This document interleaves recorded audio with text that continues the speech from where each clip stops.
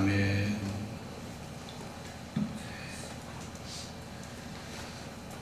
성경을 읽다 보면 성경은 이 사람이 두 부류로 이렇게 구별이 되는 것을 보게 됩니다.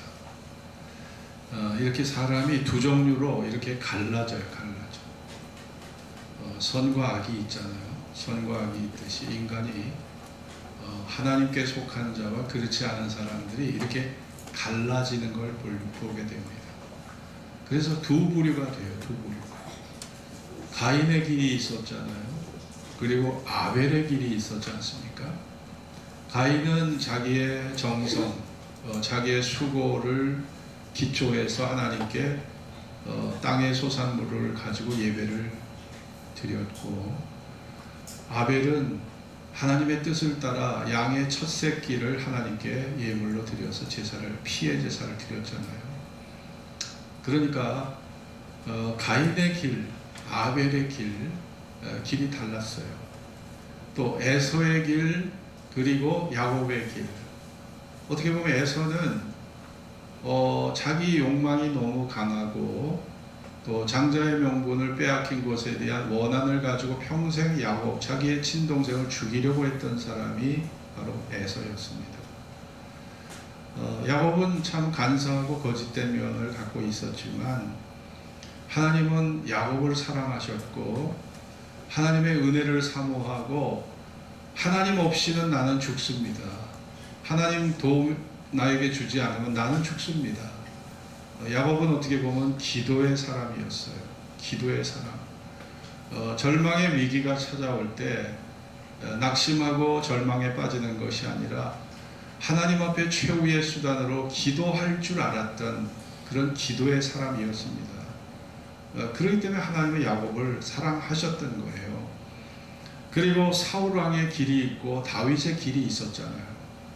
사울왕은 어떻게 보면 자기의 존재, 자기의 권위, 자기의 능력을 나타내려고 했던 사람입니다. 미남자고 잘생긴 사람이고 모든 사람이 흠모할 만한 모든 조건을 다 갖추고 있었지만, 그러나 하나님의 뜻에 순종하지 못했던, 자기의 생각이 앞섰던 사람이 사울 왕이었어요. 그러나 다윗은 사울의 길과 달랐습니다. 다윗은 늘 말씀을 사모했고 하나님을 목자로 삼고 하나님 중심으로 살아갔던 사람이에요. 여러분, 구약이나 신약이나 다 보면 불신자의 길, 어리석은 자의 길, 교만한 자의 길, 그리고 신자의 길, 지혜로운 자의 길, 그리고 겸손한 자의 길이 다르다는 것을 우리에게 보여주고 있습니다. 하나님 보시기엔 이처럼 두 가지 길이 있어요. 첫째가 뭐냐? 첫째가 종합해 보면 사사기 21장 25절의 말씀처럼 각각 그 소견이 옳은 대로 행하는 삶이 있어요. 자기 소견이 옳은 대로, 소견이라는 것은 자기 생각이에요. 자기 생각, 자기 속에서 나오는 모든 것이 다 소견입니다. 여기에 생각, 그리고 욕망, 감정, 이게 다 소견이에요. 자기의 경험치, 이게 다 소견입니다. 자기의 소견이 옳은 대로 행하는 삶, 이게 뭐예요? 다른 표현을 쓰자면 자아중심적 삶이에요.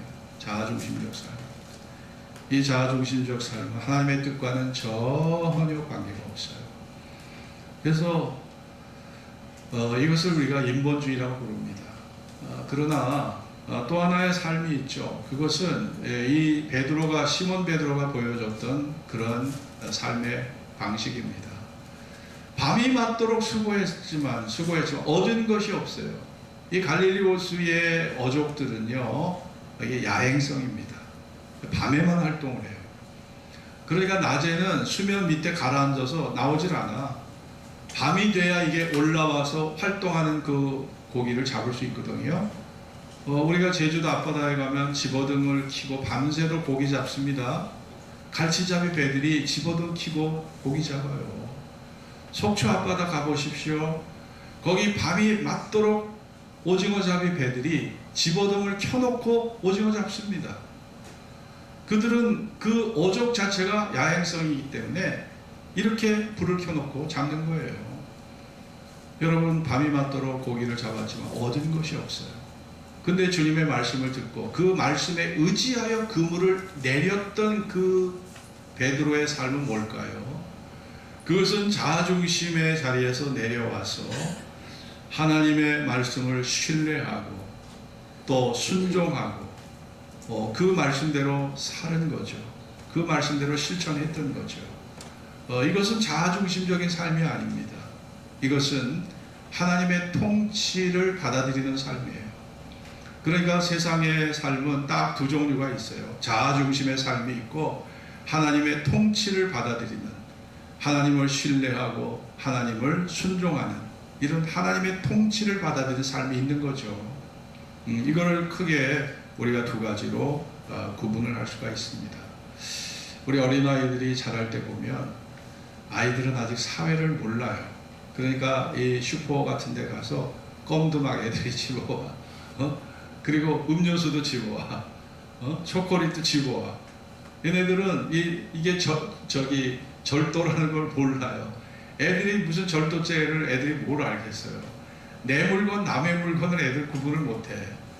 그러니까 우리 부모님들은 그거를 다 이제 지도하는 거죠. 야, 이거는 죄 짓는 거야. 남의 물건 훔치면 경찰 아저씨가 와서 너 붙잡아 가. 이러면 안 돼. 애들을 우리가 가르치잖아요. 무례한 거, 무례하지 않은 거, 예절 바른 거, 윗사람한테 존댓말. 우리 부모들이 가르쳐서 아이들이 존댓말 쓰는 거예요. 예? 우리 서준이, 서영이가 제 나이가 70인데 저에게 애들이 반말을 하는 거예요. 예전에, 2년 전에 70이 다 된 사람한테. 그거 듣기가 아주 거북하더라고요. 그래서 제가 세배를 받을 때, 3년 전인가 4년 전인가 세배를, 야, 너희가 할아버지 할머니한테 존댓말 잘 쓰면 내년에 세배에 아빠가, 할아버지가 세뱃돈 2배로 올려줄게. 그랬어요. 그러니까 2만원 주는 거 5만원으로 올려준다. 5만원 줬던 거 10만원으로 올려주겠다. 그랬더니 애들이요, 목표가 딱 생기니까 그때부터 애들이 존댓말을 쓰더니 1년 만에 싹 바뀌어서 지금은 존댓말 얼마나 잘 쓰는지 몰라요. 여러분, 우리가 이렇게 어른이 돼서 크게 거스리지 않은 사람이 되는 건 다 이 부모 작품입니다. 부모님께서 우리를 암암리에 다 세밀하게 감독하고 지도하고 해서 사람다운 사람을 만들어 주신 거거든요. 그 부모님의 은혜가 아니어서 어떻게 제가 여러분이 이렇게 세워질 수 있겠습니까? 여러분, 우리가 나는 어른이라고 다 생각하죠. 우리가 20살만 넘어도 어른이잖아요. 그러나 하나님 보시기에는 여러분이 철부지 어린아이예요. 하나님 보시기에는 여러분은요, 그냥 사춘기 미성년자입니다. 하나님 보시기에는. 왜냐하면 하나님은 영원한 인생을 사시는 분인데 우리의 삶은 눈 깜짝할 사이예요. 이 눈 깜짝할 사이밖에 안 돼. 하나님의 영원성에 비하면. 그러니 우리들은 경험을 가지고 시행착오를 겪으면서 인생을 배워가는데 참 내 자신을 봐도 내가 많이 거칠어, 단순해, 신중하지를 못해, 어리석어, 세상의 유혹에 너무 민감해. 그 유혹에 넘어지고 내 욕망에 스스로가 포로가 돼서 살아가는 존재, 그게 인간입니다. 그러니까 우리가 말씀의 지도를 계속 받아들이지 않으면 우리가 지혜로운 삶을 살 수가 없는 겁니다. 여러분과 저의 마음에는 지금까지 나 중심으로 자아중심 인생을 살아왔던 것이 이미 체질이 되고요, 습관이 되고 그것이 습성이 돼서 항상 우리는, 여러분 일주일 삶을 한번 돌아보세요. 여러분이 정말 내 앞에 있는 문제나 어떤 일을 앞에 두고 여러분이 정말 무릎을 꿇고 기도하고 하나님 도와주세요. 이 문제를 제가 어떻게 해결하는 것이 지혜로운 선택일까요? 하나님 정말 내 마음에 찾아오셔서 날 도와주시고 올바른 판단, 올바른 선택을 내려서 후회하지 않도록 날 도와주세요. 여러분이 정말 마음에 하나님의 통치를 받으려고, 하나님의 지도와 감독을 받으려고 얼마나 하나님 앞에 집중하셨는가 한번 여러분 돌아보시라고요. 교회 와서 예수 믿는다고 해도요, 제가 봐서는 거의 90%가 다 자아중심적 인생을 사는 사람들이지 하나님에게 내 존재, 내 삶의 영역, 모든 삶 속에 하나님의 통치를 받아들이고 그분의 지도와 감독을 받으려는 사람이 그다지 많지가 않은 거예요. 응? 하나님은 그 점을 가장 섭섭하게 여기신다는 걸 아셔야 되는 겁니다. 네? 여러분 사사기를 보세요. 이 사사기는 1000 BC, 주전 1400년부터 1100년까지 1100년, 300년에 걸쳐 사사기가 있었거든요. 이 사사시대는 모세가 죽고 여호수아가 죽고 나서 왕정시대 사울왕이 세워질 때까지 300년을 뜻합니다. 근데 이 당시는 사람들이 말씀도 다 율법도 저버리고 하나님 앞에 간섭받는 거 싫다는 거예요. 율법이 이미 그때 당시 존재했어요. 율법도 다 무시하는 거예요.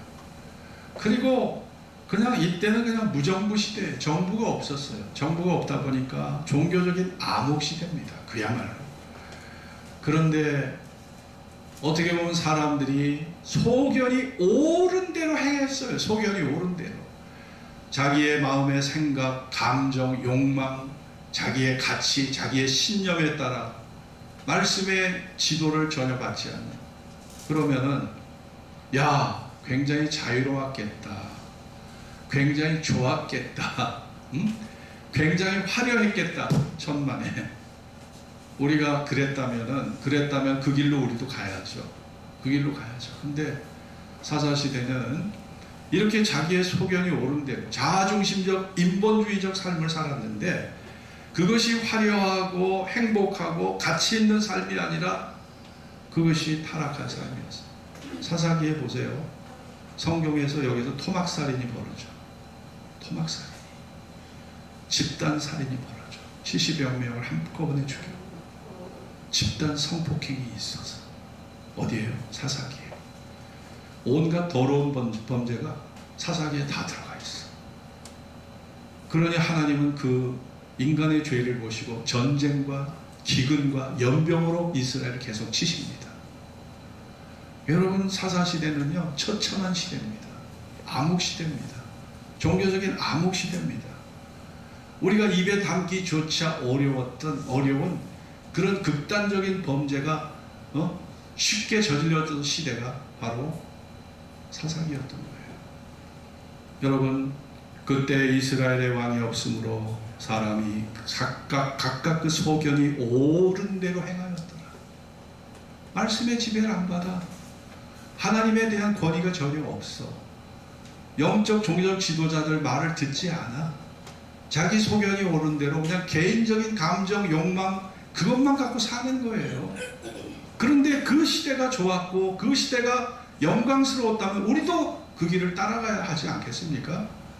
그런데 성경에서 가장 불행하고 가장 타락하고 가장 하나님과 극단의 대립을 이뤘던 시대가 바로 사사기였다는 거죠. 그러니까 우리가 사사기로 돌아갈 수가 없는 거예요. 여러분 사사기의 시대에 그 시대가 마치고 사무엘 시대에 장로들이 사무엘을 만나러 옵니다. 사무엘상 8장 한번 봅시다. 사무엘상 8장 4절 7절을 읽겠습니다. 사무엘상 8장 4절 7절.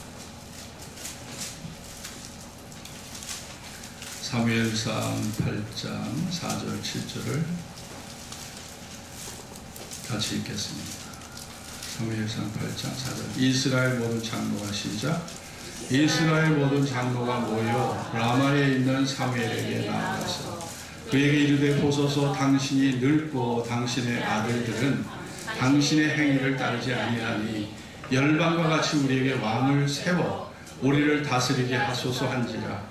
우리에게 왕을 주어 우리를 다스리게 하라 한 그것을 사무엘이 기뻐하지 아니하여 여호와께 기도하매 여호와께서 사무엘에게 이르시되 백성이 네게 한 말을 다 들으라.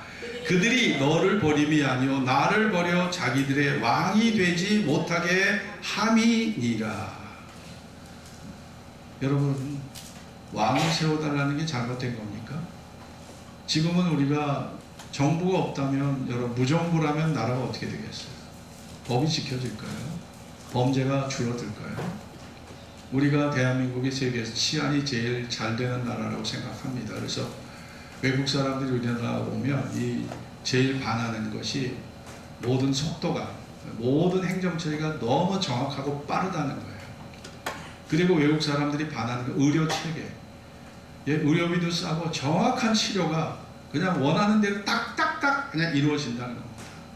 그리고 한밤중에 치안이 잘 이루어져서 밤에 나돌아다녀도, 밤에 여행을 해도 아무 지장이 없다는 거예요. 여러분, 근데 무정부라고 생각해봐요. 그게 가능한지. 그런데 사람들은 그걸 보고, 야, 우리는 왕을 세워야 돼. 그리고 법이 만들어지고 그래야 질서가 잡혀. 이렇게 생각했는데 하나님의 생각은 달랐어요. 하나님의 생각은, 야, 내가 너희의 출애굽의 여정을 내가 잘 지켜줬고 만나를 내려줬고 내가 너희에게 불기둥과 구름기둥으로 너희를 지켜줬고 내가 반석에서 물을 너희에게 베풀었는데 내가 보이지 않게 너희를 다스리면서 나와 너희 사이에 이 아름다운 신뢰관계가 있었지 않느냐.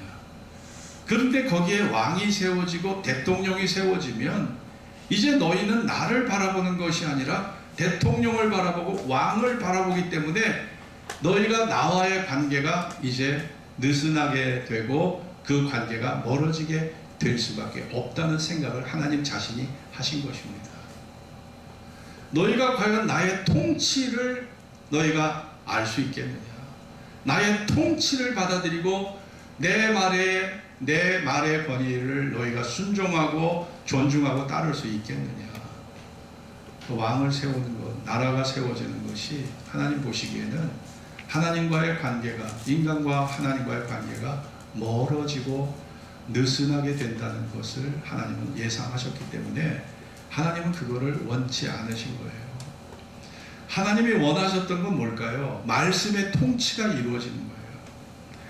하나님의 말씀을 깨닫고 내가 그 말씀을 존중하면서 그 말씀을 신뢰하고 그 말씀에 순종하고 하나님의 통치를 받아들이면 왕이 없어도 대통령이 없어도 내 양심과 믿음의 행위가 우리가 왕이 없고 대통령이 없어도 얼마든지 그 믿음의 말씀 속에서 거기에서 영적 질서가 이루어지고 하나님의 통치가 이루어지고 하나님의 다스림이 이루어질 수 있다고 보는 거예요.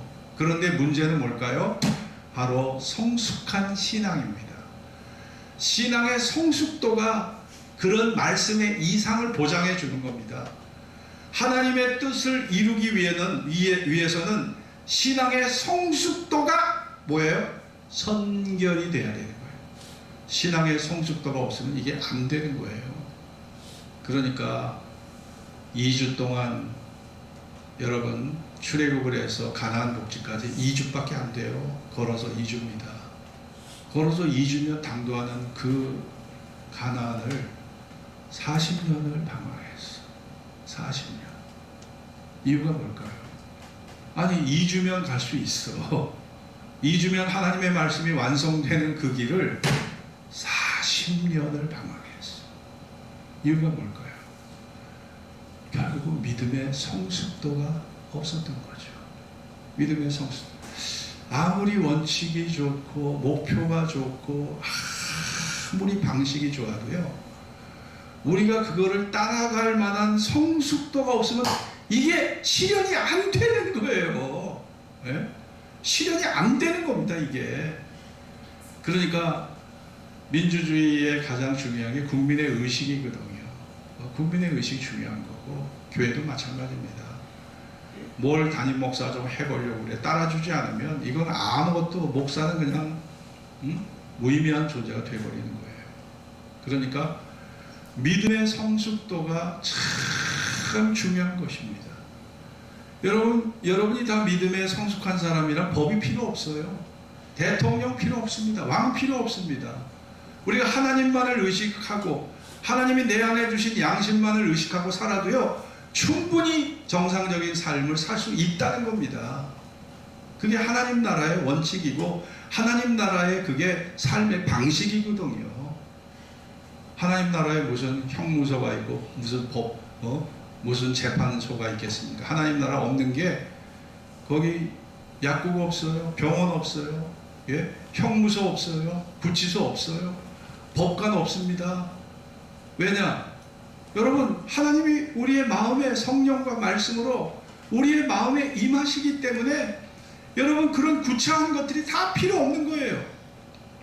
부활의 몸을 입고 그 믿음의 성숙함이 모든 불필요한 제도 관습들을 다 날려버려도 될 만큼의 자유가 있는 겁니다. 그게 하나님 나라의 영광인 거예요. 근데 우리는 지금 그게 안 돼. 현실적으로 그게 안 되기 때문에 우리가 구차한 제도, 구차한 관습, 구차한 정부, 세금을, 그 구차한 정부를 이어가려면 막대한 세금을 내야 돼요. 세금을 내야 되는 거고, 그러니까 이 세상은 세금을 피할 수가 없는 거예요. 여러분, 그렇습니다. 오늘 우리가 두 가지의 길이 있는 것이고, 사사시대의 삶은 소견이 옳은 대로 살아가는 자아중심적 인생의 삶이었고, 그 길이 화려하고 그 길에 하나님이 동의를 하고 지지를 보내시고 축복을 해주셨다면 우리는 자아중심적 인생을 계속 살아가야 합니다. 하나님이 그 길을 지지를 안 해주셔. 지지를 안 해주신 정도가 아니라 저주하셔. 전쟁과 기근과 연병으로 아예 하나님이 이스라엘 백성을 그냥 완전히 고난 속에 아주 뒹굴게 하셨어요. 결국 여러분이 하나님을 부정한다고 해서, 여러분이 하나님을 부정하고 모른다고 해서 하나님의 존재가 사라질 수가 없는 거예요. 내가 하나님을 부정한다고 해서 그분의 존재가 없어집니까? 그분의 존재가 사라집니까? 사라질 수가 없는 거예요. 살아계신 하나님을 죽은 자처럼 여긴다고 해서 그분이 죽을 수가 없잖아요. 그러니까 우리는 현실을 현실대로, 진실을 진실대로 우리는 받아들여야 되는 거죠. 아담과 하와가 선악과를 따먹은 것이 결국 타락의 원인이 됐습니다.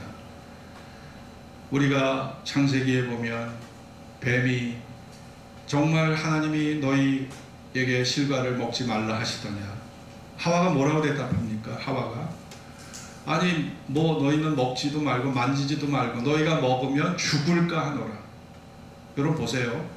하나님은 선악을 알게 하는 나무의 실과를 먹지 말라. 따라해 봅시다. 먹는 날에는 정령 죽으리라. 이거 100%야. 100%입니다. 근데 하와는 이걸 어떻게 받아들였어요? 죽을까 하노라. 이건 뭐예요? 죽을 수도 있고 안 죽을 수도 있고 50대 50의 상황으로 만들어버렸어. 여러분, 자아중심적 인생에는 뭐가 따라오냐? 자의적 해석이 따라와. 자기 합리화가 따라와. 그리고 거기에는 상황 논리가 따라와. 무서운 겁니다. 여러분, 이단자들 보세요. 다 자기가 맞아. 다 자기가 맞아. 자기가 전하는 진리가 진리야. 이게 뭐예요? 자의적 해석, 자기 합리화, 상황 논리. 여전히 이것이 우리를 지배합니다. 여전히 지배하는 거예요. 여러분, 우리가 자아중심적 인생을 살면 결국 하나님과 분리됩니다. 멸망과 저주와 심판을 받을 수밖에 없는 거예요. 여러분과 저는 절대 그 길로 가시면 안 되는 겁니다. 그 길로 가시면 안 되는 거예요. 우리가 하나님 앞에 어린아이들 부모 잔소리 듣기 싫어해요. 부모의 간섭 집에 받기 싫어합니다. 여러분, 주일 지키는 거 쉬운가요? 11조 드리는 거 쉽습니까? 여러분, 교회 와서 이것저것 봉사하고 청소하고 찬양하고 여러분 식당 관리하고 이것저것 봉사하는 거 쉽습니까? 귀찮아요. 네? 때로는 부담스러워. 근데 이게 순종의 훈련이에요. 이러면서 내가 순종의 훈련을 받는 것이고, 우리가 믿음의 성숙함이 결국 천국 시민을 만들어주는 거잖아요. 여러분이 자아중심적 인생을 평생을 살아왔어. 그 방식대로 살아왔는데, 여러분이 저 천국에서 하나님의 지도를 받으면서 하나님과 조화를 이루려면 여러분이 믿음의 성숙함을 가지셔야 되는 거예요. 그 성숙함은 하나님에 대한 절대 신뢰와 그분의 말씀에 순종과, 내 생각이 다르다 할지라도 하나님 말씀이 때로는 어리석게 보이거든요. 그래도 순종할 때 밤이 맞도록 수고하였지만 얻은 것이 없어. 그런데 말씀에 의지하여 그물을 내릴 때 그물이 찢어지도록 물고기가 낚였잖아요. 우리가 말씀에 순종하는 그 길을 하나님이 축복하시고 하나님이 풍성한 열매로 주시니까 기독교의 권위가 있는 거죠. 말씀대로 살았는데도 아무런 열매가 없고 반응이 없고 결과가 없다면 기독교는 망해도 벌써 망했습니다. 기독교가 존재하는 이유는요, 우리가 하나님의 권위를 존중하고 순종하고 하나님을 신뢰하고 따랐는데 결과가 없는 것이 아니라 결과가 있는 거예요. 열매가 있고 반응이 있고 하나님의 은혜가 있기 때문에 기독교가 존재할 수 있는 겁니다. 믿습니까, 여러분? 개인도 마찬가지입니다. 개인. 영국이란 나라 보세요. 영국은 왕이 성경을 만든 나라가 영국이란 나라입니다.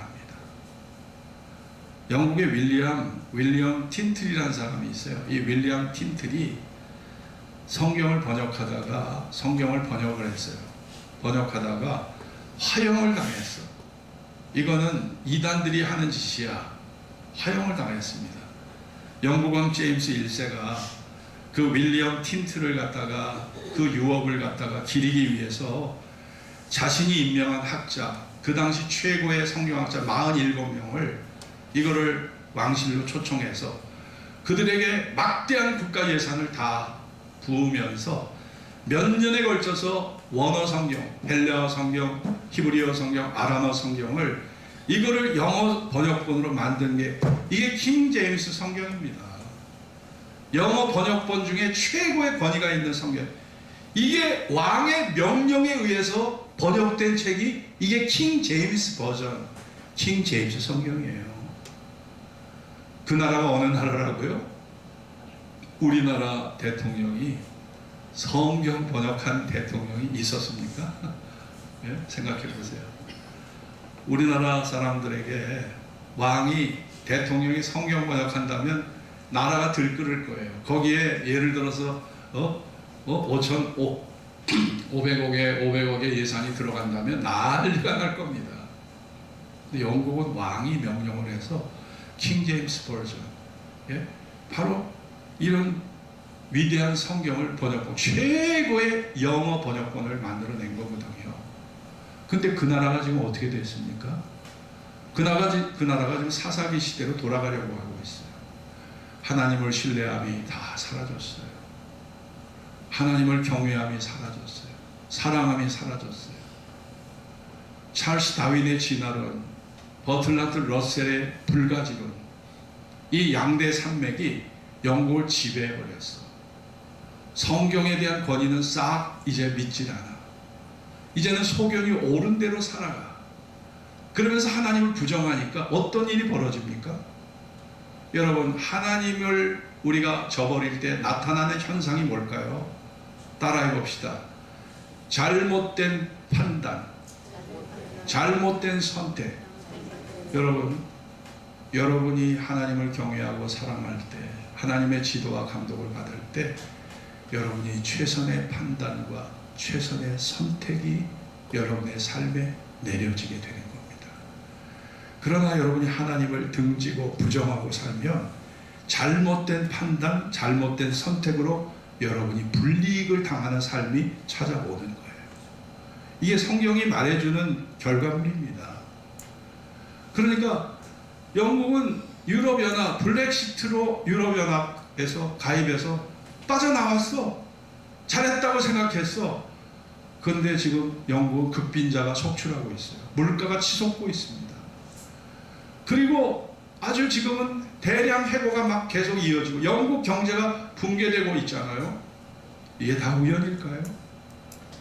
왕권을 하나님이 다 갖고 계시고 하나님이 다 다스리고 계신데 하나님이 우리의 눈에 보이지 않을 뿐이지 하나님이 왕권을 갖고 다스리고 계신데 소견이 옳은 대로 자아중심적 인생을 사는 사람은 결국 사사시대처럼 망할 수밖에 없는 거예요. 나라도 개인도요.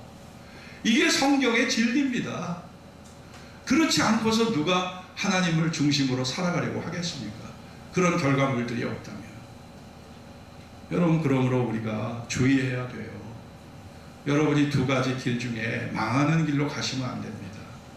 여러분이 사는 길로 가셔야 돼요. 죽는 길로 가시면 안 됩니다. 여러분이 사는 길로 가셔야 돼요. 자아중심적 길은 우리에게 자유를 줄 것 같고 풍요를 줄 것 같지만, 그러나 그 길은 하나님과 결국은 하나님을 대적하는 길이 돼서 결국은 스스로가 하나님의 저주 아래 놓이게 되는 것입니다. 잠언 3장 5절 6절에 너는 마음을 다하여 여호와를 의뢰하고 내 명철을 의지하지 말라. 너는 범사에 그를 인정하라. 그래야면 내 길을 지도하시리라. 여러분, 하나님을 존중하고 그 왕권을 존중하고 그의 다스림을 존중하고 우리가 따를 때 하나님의 예비한 은혜가 여러분에게 찾아오게 될 줄로 믿습니다. 여러분 영국의 빅토리아 여왕을 여러분 아시죠? 이 빅토리아 여왕이 64년 동안 영국을 통치하면서 빅토리아 여왕이 읽었던 성경이 킹 제임스 버전입니다. 영국을 해가 지지 않는 나라로 만든 위대한 여왕인데, 윌리엄 4세가 죽던 날 밤에 전격적으로 차기 왕으로 선택된 이 빅토리아가 무릎을 꿇고 성경을 펼쳤습니다. 그리고 그렇게 기도했어요. 주여, 제가 영국의 왕이 되면 하나님 말씀으로 통치하게 해 주옵소서. 그 기도대로 빅토리아 여왕은 영국을 다스리면서 말씀 속에서 모든 문제를 해결하려고 노력했고, 문제가 해결되지 않을 때 무릎을 꿇고 하나님에게 답을 달라고, 응답을 달라고, 도움과 지혜를 달라고 기도했던 여자가 빅토리아 여왕이에요. 그래서 영국을 해가 지지 않는 나라로 만들었던 거죠. 근데 그 영국이 지금 사사시대로 돌아가고 있어요. 대한민국은요? 대한민국은 어떻습니까? 대한민국의 교회는 어떻습니까? 대한민국의 성도들의 신앙적 성숙도는 어떻습니까? 여러분의 믿음의 성숙도는 어떻습니까? 제가 봐서는 90%가 자아중심적 인생을 살고 있어요. 다 자기 소견이 옳은 대로 살지, 정말 무릎 꿇고 기도하고 금식하고 하나님 이 문제 해결해 달라고 애걸복걸 정말 기도하는 사람을 찾아보기 어려운 시대가 됐어요. 지금 전국의 기도원이요, 95%가 다 문 닫아버렸습니다. 예전엔 골짜기마다 기도원마다 주여 주여 부르짖는 사람이 이 온 우리 사냐를 지배했는데, 지금 기도원이 다 문 닫아버렸어. 기도하는 사람 없어요. 조금 잘 살게 됐다고 우리가 이래도 되는 겁니까? 여러분 한번 생각해 보세요. 우리가 지금 소견이 옳은 대로 가면 그 끝이 어떻다는 것을 사사기의 역사가 보여주잖아요. 여러분, 우리에게 최선의 삶을 시몬 베드로가 보여줬습니다. 밤이 맞도록 수고하였어도 얻은 것이 없지만 말씀에 의지하여 내가 그물을 내리리이다. 여러분, 저는 이 말씀이 참 위대하다고 생각합니다. 저는 주님의 말씀을 신뢰합니다. 주님의 말씀을 순종하겠습니다.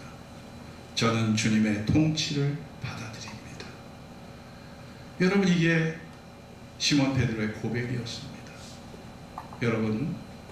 여러분과 저도 불신자로 살아왔던 과거가 있어요. 하나님 없이 살아왔던 자아중심적 인생의 잔재가 나의 뇌리 속에, 내 체질 속에, 내 습관 속에 여전히 남아있다고요. 이런 것들을 걷어내는 작업이 쉽지 않아요. 1, 2년으로 되는 작업이 아니에요. 평생이 걸리는 작업이에요. 자아중심적 생각과 습관을 걷어내는 작업, 평생 걸리는 작업입니다. 우리도 그러나 그 길을 가야 됩니다. 왜냐? 하나님 나라가 영원하고 결국 그분의 통치를 우리가 저 천국에서 받게 되기 때문에 여러분과 저가 나의 믿음의 성숙도는 얼마인지, 나의 믿음의 성숙도가 하나님 보시기에 얼마인지를 살펴보십시오. 그리고 우리가 시몬 베드로처럼 하나님 중심으로 말씀에 의지하여 살아가는 축복된 여러분이 될 수 있기를 주의 이름으로 축원합니다. 기도하겠습니다. 오늘 주신 말씀을 붙잡고 기도합시다. 여러분, 우리가 교회를 다닌다고 그러지만 우리 90%는 제가 보기에 다 자아중심적 삶을 사는 사람들입니다. 여러분, 일주일의 삶을 한번 돌아보세요. 이 문제 해결해 달라고, 이 어려움을 풀어달라고 여러분 무릎 꿇어 기도한 적이 있습니까? 하나님 이거 어떻게 해야 됩니까? 답을 알려주세요. 지혜를 주세요. 하나님 축복을 주세요. 여러분 마음을 다해 집중해 본 적이 있습니까? 대한민국 기도원들 다 문 닫아버렸어요. 한국교회 앞으로의 미래가 장담할 수 없는 나라가 됐습니다. 영국의 대통령의 명령에, 왕의 명령에 의해 47명의 학자가 성경 번역에 참여해서 최고의 번역 성경을 만들었는데, 그 나라가 찰스 다윈의 진화론과 버틀란트 러셀의 불가지론에 다 압도돼서 여러분 자아중심적 사사시대로 돌아가 버렸다는 거 여러분 기억하셔야 합니다. 우리도 정신 차리지 않으면 우리도 여러분 사사시대 암흑시대로 간다는 걸 아셔야 돼요. 이것은 국가도 마찬가지고 개인도 마찬가지라는 걸 아시고, 여러분 하나님은 눈에 보이지 않으실 뿐이지 통치하고 계십니다. 하나님은 우리의 마음에서 말씀의 통치가 이루어지길 원하시는 거예요. 여러분에게 마음의 통치가 이루어지면 법이 필요 없어요. 왕도 대통령도 필요 없는 거예요. 양심의 법과 하나님의 법이 돼서 얼마든지 자유롭게 살 수 있는 거거든요. 그런 시대가 바로 곧 올 것입니다. 하나님 나라가 그런 시대를 보장해 줄 것입니다. 이 시간 자신을 위해 다